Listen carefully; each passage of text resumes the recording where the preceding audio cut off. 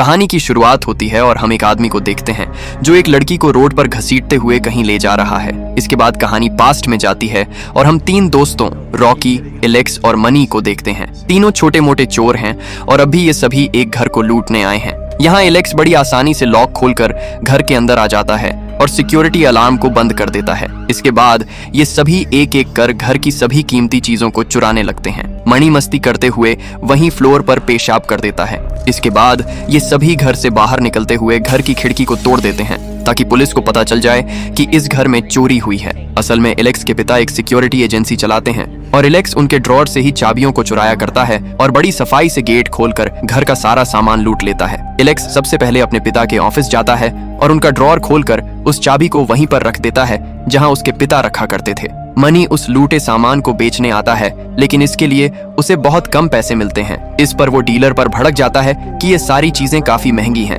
और तुम मुझे इसके इतने कम पैसे दे रहे हो। डीलर कहता है कि चोरी के सामान को बेचना बहुत मुश्किल भरा काम होता है, तो इतने पैसे रखो और यहाँ से दफा हो जाओ। इसके बाद वो सभी एक रेस्टोरेंट में मिलते हैं जहाँ मणि उन्हें एक घर को दिखाते हुए बताता है कि मुझे एक वीरान घर के बारे में पता चला है जिसमें सिर्फ एक बूढ़ा रहता है जिसका नाम है नॉर्मन। इसके पहले वो एक नेवी सील था और उसने अब तक कई बड़ी लड़ाइयां लड़ी हैं, लेकिन अब वो रिटायर हो गया है। आज से थोड़े वक्त पहले उसकी बेटी की मौत हो गई। उसकी बेटी एक एक्सीडेंट में मारी गई और वो एक्सीडेंट करने वाली कोई और नहीं बल्कि सिंडी रॉबर्ट्स थी, जो अपने शहर की एक बहुत ही अमीर महिला है। इसलिए उसने सेटलमेंट में नॉर्मन को $3 लाख दिए हैं और अभी भी वो पैसा उस बूढ़े के पास है। अगर हम इस चोरी में कामयाब हो गए तो हमें आगे कभी भी चोरी करने की जरूरत नहीं पड़ेगी। हमारे लिए ये चोरी बहुत ही जरूरी और आसान है और हम बड़ी आसानी से उस बूढ़े को लूट सकते हैं और एक झटके में ही अपनी जिंदगी को बदल सकते हैं। मणि की सारी बातें सुनने के बाद एलेक्स इस काम को करने से मना कर देता है और कहता है कि मैं इस काम में तुम्हारी मदद नहीं कर सकता, क्योंकि जिस घर को तुम लूटने की बात कर रहे हो उसकी सिक्योरिटी भी मेरे पिता देख रहे हैं और अगर इतनी बड़ी चोरी होने के बाद कहीं हमारा नाम आ गया तो हम सब जेल में चक्की पीसेंगे। रॉकी एलेक्स को समझाने की कोशिश करती है और कहती है कि अगर हमने इस चोरी को कर लिया तब भविष्य में हमें कभी भी इस काम को दोबारा नहीं करना पड़ेगा। लेकिन एलेक्स यहाँ पे किसी की एक नहीं सुनता और यहाँ से चला जाता है। रात में रॉकी उसे मैसेज भेजती है और कहती है कि मुझे इस शहर से निकलना है और मुझे अपनी बहन को एक बेहतर जिंदगी देनी है, इसलिए तुम मेरी मदद करो। असल में रॉकी की माँ एक नशेड़ी औरत है और वो दिन भर अपने बॉयफ्रेंड के साथ घर पर पड़ी रहती है और इसलिए रॉकी को ही घर का पूरा खर्चा चलाना पड़ता है। यहाँ रॉकी की माँ अपनी छोटी बेटी के सामने भी गंदी गंदी हरकतें करती रहती है, जिससे रॉकी को बहुत दुख होता है। लेकिन उसके पास इतने पैसे नहीं थे कि वो अपनी बहन को लेकर यहाँ से कहीं और भाग जाए। इधर रॉकी को एलेक्स का मैसेज मिलता है, जहाँ अब एलेक्स भी इस काम को करने के लिए तैयार हो चुका है। इसके बाद ये तीनों काम पे लग जाते हैं और नॉर्मन के घर की निगरानी करने लगते हैं, जहाँ उन्हें ये पता चलता है कि उस पूरे टाउन में नॉर्मन अकेला रहता है, उसके अलावा पूरा टाउन खाली है। कुछ दिन ताका झांकी करने के बाद इन्हें पता चलता है कि नॉर्मन कई दिनों तक अपने घर से बाहर नहीं निकलता। ये सभी उसकी निगरानी कर ही रहे थे कि अचानक इनकी गाड़ी पे एक कुत्ता भौंकने लगता है और ये लोग डर से सहम जाते हैं। अगले ही पल नॉर्मन भी वहां पर आ जाता है और उस कुत्ते को अपने पास बुला लेता है। तभी इन तीनों को यह पता चलता है कि ये कुत्ता नॉर्मन का है और तो और इन्हें यह भी पता चल जाता है कि नॉर्मन अंधा है। अब इस चीज को देखने के बाद ये तीनों और भी ज्यादा खुश हो जाते हैं, क्योंकि अब इन्हें लगने लगा था कि अब इनका काम और भी ज्यादा आसान हो जाएगा। उसी रात ये लोग नॉर्मन के घर पहुंच जाते हैं। मणि सबसे पहले उसके कुत्ते को एक नशे की दवा खिला देता है, जिससे वो कुत्ता वहीं पर बेहोश हो जाता है। ये तीनों दरवाजा कूदकर घर के अंदर आ जाते हैं। जब एलेक्स दरवाजे को खोलने जाता है तो देखता है कि यहाँ पर बहुत सारे ताले लगे हुए हैं, जिसके बारे में इस आदमी ने अपनी सिक्योरिटी कंपनी को नहीं बताया था। एलेक्स के पास इन तालों की चाबी नहीं है। अब एलेक्स इन चीजों को देखने के बाद और भी डर जाता है और बाकियों से कहता है कि मुझे कुछ गड़बड़ लग रही है। आखिर कोई आदमी बिना सिक्योरिटी कंपनी को बताए अलग अलग ताले क्यों लगवाएगा? तभी मणि कहता है कि डरने की कोई बात नहीं है, इस आदमी के पास जरूरत से ज्यादा पैसे हैं, इसलिए इसने इतने ताले लगाए हैं और शायद उसे सिक्योरिटी कंपनी पर भी भरोसा नहीं है, इसलिए उसने इस बारे में किसी को नहीं बताया। इतना कहने के बाद मणि एलेक्स को मना लेता है और ये लोग बेसमेंट के पास पहुंचते हैं और उस दरवाजे को खोलने की कोशिश करते हैं, लेकिन उनसे बेसमेंट का दरवाजा नहीं खुल पाता और इनका प्लान फेल होता हुआ नजर आता है। तभी रॉकी की नजर खिड़की पे पड़ती है और वो कहती है कि मैं उस खिड़की से अंदर जा सकती हूँ और मैं अंदर आने के बाद मेन गेट खोल दूंगी ताकि तुम सब भी अंदर आ पाओ। इतना कहने के बाद रॉकी घर के अंदर घुस जाती है। अंदर आते ही सबसे पहले वो सिक्योरिटी अलार्म को बंद कर देती है और बाहर का दरवाजा खोल देती है, जिससे मणि और एलेक्स घर के अंदर आ जाते हैं। मणि अंदर आते ही सबसे पहले बेहोशी की गैस नॉर्मन के कमरे में डालने चला जाता है, लेकिन अगले ही पल नॉर्मन जाग जाता है, लेकिन अंधे होने की वजह से वो उसे नहीं देख पाता और सो जाता है। मणि अपना काम करके कमरे से बाहर आ जाता है। इसके बाद ये सभी मिलकर पूरे घर को तलाशने लगते हैं कि आखिर वो पैसे कहाँ पे हैं। तभी इनकी नजर एक कमरे पे पड़ती है जिसके दरवाजे पे बहुत सारे ताले लगाए गए हैं। इतनी ज्यादा सुरक्षा देखने के बाद उन सबको यही लगता है कि हो न हो पैसे इसी कमरे के अंदर हैं। इसलिए अब ये लोग कमरे के दरवाजे को तोड़ने लगते हैं, लेकिन इनके लाख कोशिश करने के बाद भी इस कमरे का दरवाजा नहीं टूट पाता। इन सारी चीजों को देखकर मणि काफी परेशान हो जाता है और अपने पास से एक बंदूक निकालता है और कहता है कि इससे तो ये दरवाजा जरूर खुल जाएगा। लेकिन बंदूक को देखने के बाद रॉकी और एलेक्स बहुत ही ज्यादा परेशान और डर जाते हैं। सबसे ज्यादा कोई परेशान होता है तो वो है एलेक्स। वो मणि से कहता है कि तुम्हारे पास एक बंदूक है और तुमने इसके बारे में हमें पहले क्यों नहीं बताया? हम बस छोटे मोटे चोर हैं और हम छोटी मोटी चोरियां करते हैं। अगर हमारे पास बंदूक पकड़ी गई तो हम बड़ी मुसीबत में फंस सकते हैं। लेकिन मणि यहाँ पे एलेक्स की एक भी बात नहीं मानता और वो दरवाजे के लॉक पे गोली चला देता है, जिससे दरवाजे का लॉक खुल जाता है। लेकिन अब एलेक्स बहुत ही बुरी तरीके से डर चुका था, इसलिए वो कहता है कि मैं बंदूक वाले लोगों के साथ काम नहीं करता। इतना कहने के बाद एलेक्स यहाँ से भाग जाता है। एलेक्स के जाने के बाद ये लोग वापस अपने काम पे लग जाते हैं और दरवाजे को खोलने लगते हैं। तभी अचानक यहाँ पे नॉर्मन आ जाता है और चिल्लाते हुए मणि की ओर बढ़ने लगता है। उसे आगे बढ़ता देख मणि डर जाता है और नॉर्मन से कहता है कि मैं यहाँ पर गलती से आ गया था और अब मैं यहाँ से जा रहा हूँ। नॉर्मन उसे पूछता है कि क्या वो अकेला है, जिस पर मणि उसे हाँ में जवाब देता है। लेकिन नॉर्मन अभी भी नहीं रुकता और आगे बढ़ता रहता है। वो मणि से दोबारा पूछता है कि क्या वो अकेला है और उसके घर में क्यों आया है। इन सारी बातों को सुनने के बाद मणि को गुस्सा आ जाता है और वो नॉर्मन पे बंदूक तान देता है। मणि नॉर्मन से कहता है अगर तुमने एक कदम और आगे बढ़ाया तो मैं तुम्हें खत्म कर दूंगा। लेकिन नॉर्मन इस बात को सुनने के बाद भी नहीं रुकता। वो आगे बढ़ता रहता है, जिसे मजबूरन मणि हवा में गोली चलाता है और नॉर्मन से रुकने को बोलता है। लेकिन इस गोली की आवाज का नॉर्मन पर कोई असर नहीं होता, क्योंकि वो पहले आर्मी में था। वो अभी भी आगे बढ़ रहा होता है तो मणि फिर से उस पर बंदूक तान कर शूट करता है कि तभी नॉर्मन उसे पकड़ लेता है और उस बंदूक को छीन लेता है। वो दोबारा मणि से कहता है कि मुझे अभी बताओ कि तुम्हारे साथ यहाँ पे और कौन है। मणि कहता है कि मैं यहाँ पे बस अकेला हूँ और अगर तुम मुझे छोड़ दोगे तो मैं अभी के अभी यहाँ से चला जाऊंगा। नॉर्मन उसका गला छोड़ देता है, लेकिन गला छोड़ते ही अगले पल वो मणि पे गोली चला देता है और उसे जान से मार देता है। इस पूरे हादसे को रॉकी वहीं दूर छिपी देख रही थी, लेकिन वो वहाँ पर जरा भी हरकत नहीं करती। वहीं बाहर एलेक्स भी गोली चलने की आवाज सुन लेता है और वापस घर की तरफ आने लगता है। जैसे ही एलेक्स घर के अंदर घुसता है तभी उसके सामने नॉर्मन आ जाता है। नॉर्मन को देख एलेक्स डर जाता है। वहीं नॉर्मन सबसे पहले घर के मेन दरवाजे को बंद करता है और वापस जाते हुए उसके पैर से एक कांच का टुकड़ा टकराता है। इससे नॉर्मन समझ जाता है कि ये कांच का टुकड़ा खिड़की का है और वो आदमी खिड़की तोड़कर ही घर के अंदर आया था। नॉर्मन बिना समय गंवाए उस टूटी खिड़की को एक पटरी से ढक देता है और उसे कील से फिक्स कर देता है। एलेक्स इन सारी चीजों को वहीं छुपकर देख रहा होता है। तभी उसके पास रॉकी का मैसेज आता है जिसमें उसने लिखा था कि इस आदमी ने मणि को जान से मार दिया। इस बात को सुनते ही एलेक्स बहुत घबरा जाता है और उसे समझ ही नहीं आता कि वो आखिर क्या करे। लेकिन फिर भी एलेक्स रॉकी को बताता है कि वो भी घर के अंदर आ चुका है और रॉकी से पूछता है कि तुम कहाँ पर हो। रॉकी उसे बताती है कि वो अलमारी के पास छुपी हुई है। तभी नॉर्मन भी उसी अलमारी के पास पहुंच जाता है और अपनी खुफिया तिजोरी को खोलता है, जहां तिजोरी के अंदर बहुत सारे पैसे होते हैं। नॉर्मन इन पैसों को चेक करता है और फिर लॉकर को बंद करके यहाँ से निकल जाता है। लेकिन इन सब में रॉकी ने लॉकर के पासवर्ड को देख लिया था। साफ रास्ता देखते ही वो भागकर एलेक्स के पास आ जाती है। एलेक्स कहता है कि हमें यहाँ से निकल जाना चाहिए, लेकिन रॉकी उसकी बात नहीं मानती और कहती है कि पहले हमें सारे पैसे चुरा लेने चाहिए और अब तो मुझे लॉकर का कोड भी पता चल गया है। इतना कहने के बाद रॉकी उस तिजोरी को खोल देती है और अंदर से सारे पैसे निकाल लेती है। पैसे लेने के बाद ये दोनों जैसे ही बाहर निकल रहे थे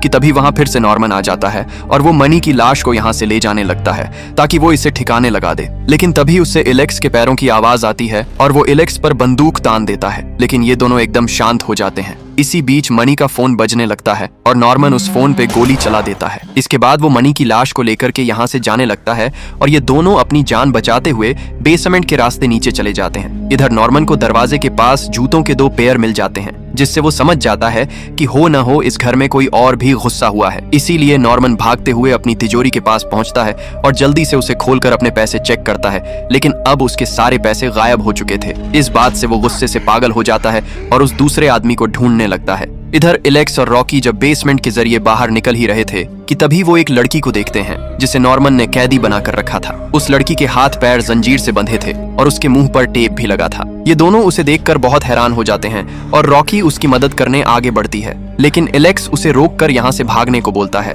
वह लड़की इन्हें एक पेपर कटिंग की तरफ इशारा करती है। ये लोग जैसे ही उस पेपर कटिंग को उठाते हैं तो इन्हें पता चलता है कि इस लड़की का नाम सिंडी रॉबर्ट्स है और ये वही औरत है जिसने नॉर्मन की बेटी को एक्सीडेंट में मार दिया था। वो लड़की इनसे मदद की भीख मांगती है कि ये लोग उसे इस कैद से आजाद कर दें। एलेक्स पहले तो उसकी मदद नहीं करता, लेकिन रॉकी उसे आजाद करने लगती है, जिसे मजबूरन उसे भी उनकी मदद करनी ही पड़ती है। आजाद होने के बाद वो तीनों बेसमेंट के दरवाजे की तरफ बढ़ते हैं। जैसे ही एलेक्स उस दरवाजे को खोलता है कि तभी नॉर्मन उनके सामने आ जाता है और अपनी बंदूक से उन पर अंधाधुंध गोलियां चलाने लगता है। रॉकी और एलेक्स किसी तरह उससे बचने में कामयाब हो जाते हैं, लेकिन सिंडी नॉर्मन के हाथों मारी जाती है। नॉर्मन आगे बढ़ता है और सिंडी की लाश के पास पहुंचकर उसे चेक करने लगता है। जैसे ही उसे पता चलता है कि उसने अपने कैदी को ही मार दिया तो वह बहुत ज्यादा दुखी होता है। लेकिन नॉर्मन को इतना दुख क्यों हो रहा है, जबकि उसने तो अपनी बेटी के हत्यारे को जान से मार दिया है? ये हमें आगे कहानी में पता चलेगा। अभी नॉर्मन बहुत गुस्से में था और वो किसी भी कीमत पर उन दोनों को मारना चाहता था। इसीलिए वो सबसे पहले बेसमेंट की बिजली को बंद कर देता है ताकि यहाँ पे अंधेरा हो जाए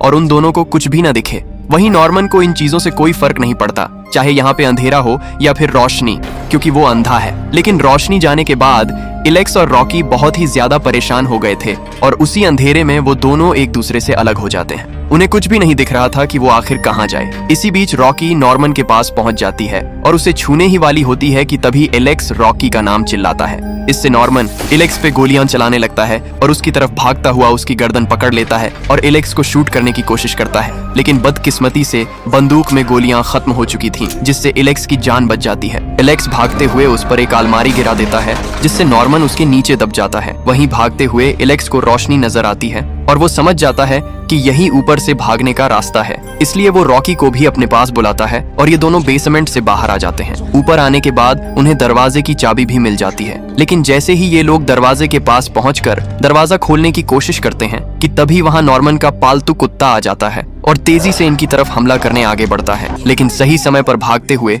ये दोनों ऊपर आ जाते हैं और कमरे को अंदर से बंद कर लेते हैं। लेकिन अब तक नॉर्मन भी ऊपर आ चुका था। वो अपने कमरे में जाता है और अपने ड्रॉर से अपनी बंदूक बाहर निकालता है और उन दोनों को मारने निकल पड़ता है। इधर एलेक्स रॉकी से कहता है कि अब हमें यहाँ पर पुलिस को बुला लेना चाहिए, क्योंकि अगर हम जल्द ही यहाँ से बाहर नहीं निकले तो ये सनकी हमें जान से मार देगा। यहाँ रॉकी के पास सिक्योरिटी अलार्म का रिमोट होता है, इसीलिए एलेक्स रॉकी को मनाने लगता है कि हमें बस इस बटन को दबाना है, इसके बाद पुलिस यहाँ पर आ जाएगी और हम दोनों बच जाएंगे और वो सनकी बूढ़ा उनके हाथों पकड़ा जाएगा, क्योंकि नीचे एक लड़की की लाश पड़ी है और उस लड़की को इस आदमी ने बहुत दिनों से बंदी बनाकर रखा था। तो ये आदमी फंसेगा किडनैपिंग और मर्डर के केस में, ना कि हम दोनों। लेकिन रॉकी कहती है कि हम ऐसा नहीं कर सकते। अगर हमने ऐसा किया और पुलिस यहाँ पे आई तो वो इन सारे पैसों को भी ले लेगी और मैं इन पैसों को नहीं दे सकती। तभी हम नॉर्मन को देखते हैं, जिसे अब पता चल चुका था कि ये दोनों इसी कमरे में छुपे हुए हैं, क्योंकि उसी कमरे के दरवाजे के सामने उसका पालतू कुत्ता भौंक रहा था। नॉर्मन उस दरवाजे पे गोलियां चलाने लगता है। इधर एलेक्स रॉकी से कहता है कि मैं इस आदमी को रोकता हूँ, तब तक तुम एयर कंडीशनिंग टनल के अंदर से भाग जाओ। रॉकी टनल के अंदर घुसकर वहां से भागने लगती है। तभी नॉर्मन एलेक्स पर हमला कर देता है, जिससे वो खिड़की तोड़ता हुआ एक कांच की छत पर गिर जाता है, लेकिन उसके गिरने की वजह से वो कांच भी टूटने लगता है। तब तक नॉर्मन नीचे आकर देखता है तो उसे पता चलता है कि उसका शिकार नीचे नहीं है। तो वो बिना देर किए फिर से छत पर आ जाता है और उस ग्लास रूफ पर गोली चला देता है, जिससे एलेक्स नीचे गिरकर काफी जख्मी हो जाता है। इसके बावजूद भी वो अपने मुंह से एक शब्द भी नहीं बोलता। दूसरी तरफ नॉर्मन का कुत्ता रॉकी को ढूंढते हुए उस टनल के अंदर घुस जाता है। उसे देखते ही रॉकी बहुत ज्यादा हड़बड़ा जाती है और वो आगे की ओर भागने लगती है। उसी जल्दबाजी में वो भी डक्ट से बाहर गिर जाती है और बुरी तरह जख्मी हो जाती है। वहीं दूसरी तरफ एलेक्स खुद को संभालता हुआ एक कमरे में जाकर के छुप गया था, लेकिन तभी वहां पे नॉर्मन भी आ जाता है और वो एलेक्स पे हमला कर देता है। इन दोनों के बीच बहुत देर तक लड़ाई चलती है, लेकिन नॉर्मन एक नेवी सील रह चुका था और उसकी ताकत के आगे एलेक्स की एक नहीं चलती। नॉर्मन एक बड़ी कैंची उठाता है और एलेक्स को जान से मार देता है। अब तक रॉकी को भी होश आ गया था। वो उस कमरे से बाहर निकलने की कोशिश करती है, लेकिन तभी नॉर्मन उसे भी पकड़ लेता है और वो रॉकी को तब तक मारता रहता है जब तक वह बेहोश नहीं हो जाती। कुछ देर बाद रॉकी की आंख खुलती है और वो भी अपने आप को बेसमेंट में बंधा पाती है। उसे भी नॉर्मन ने ठीक उसी तरीके से बांधा है जैसा उसने सिंडी रॉबर्ट्स को बांधा था। अब नॉर्मन रॉकी को पूरी कहानी बताता है और कहता है कि सिंडी रॉबर्ट्स ने मेरी बेटी को मारा था और बदले में मुझे $3 लाख दिए थे। दुनिया का कोई भी पैसा या फिर कोई भी चीज मेरी बेटी को वापस नहीं ला सकती है, इसीलिए मैंने उसे अपना कैदी बना लिया। और जिसने मेरी बेटी को छीना था वो खुद मुझे एक बेटी देने वाली थी, लेकिन तुम लोगों की नादानी की वजह से आज मैंने उसे खो दिया और उसी के साथ अपने बच्चे को भी। नॉर्मन कहता है, लेकिन मुझे मेरा बच्चा कैसे भी चाहिए। अगर सिंडी मुझे बच्चा नहीं दे सकी तब अब वो बच्चा तुम मुझे दोगी। इतना कहने के बाद नॉर्मन यहाँ पे एक डब्बे को खोलने लगता है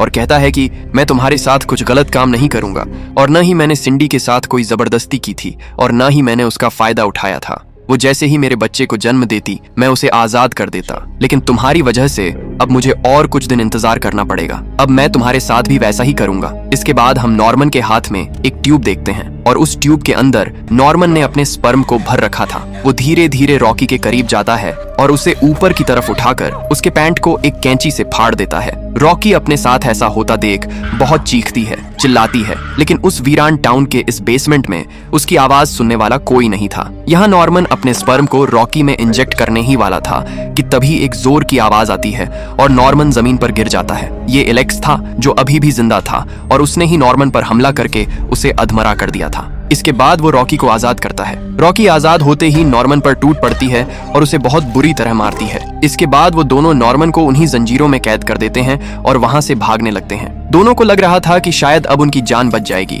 लेकिन जैसे ही वो घर के मेन दरवाजे को खोलते हैं तो पीछे नॉर्मन उन्हें खड़ा मिलता है। इस बार वो एलेक्स को गोली मार देता है, जिससे वहीं पर एलेक्स की मृत्यु हो जाती है, लेकिन रॉकी उस घर से निकलने में कामयाब हो जाती है। नॉर्मन का कुत्ता उसके पीछे लग जाता है, जिससे वो बड़ी मुश्किलों के बाद अपना पीछा छुड़ाती है और वहां से भागते हुए अपनी कार में आ जाती है। लेकिन अब तक वो कुत्ता भी वहां पर आ चुका था और कार की विंडो से अंदर आने की कोशिश करने लगता है। सही समय पर रॉकी उस विंडो को बंद कर देती है। उसे लगता है कि अब वो बच गई है और यहाँ से जा सकती है, लेकिन जब वो पैसों का बैग देखती है तब उसे पता चलता है कि उसका बैग तो कार के बाहर ही गिर गया है। अब कोई और रास्ता न होने की वजह से रॉकी कार की पिछली सीट से होती हुई कार की डिक्की को खोल देती है। जैसे ही वो कुत्ता उस पर झपटता है तो वो डिक्की को बंद कर देती है, जिससे वो कुत्ता कार में फंस जाता है। इसके बाद रॉकी कार से बाहर आती है। वह उस पैसे को उठाकर वहां से जा पाती कि तभी वहां पर नॉर्मन आ जाता है। वो एक बार फिर से रॉकी को मार के बेहोश कर देता है और उसे बालों से घसीटता हुआ अपने घर के अंदर ले जाने लगता है। और ये वही सीन था जो हमने कहानी की स्टार्टिंग में देखा था। अब नॉर्मन एक बार फिर से रॉकी को अपने घर के अंदर ले आता है और उसे एक कमरे में बंद कर देता है।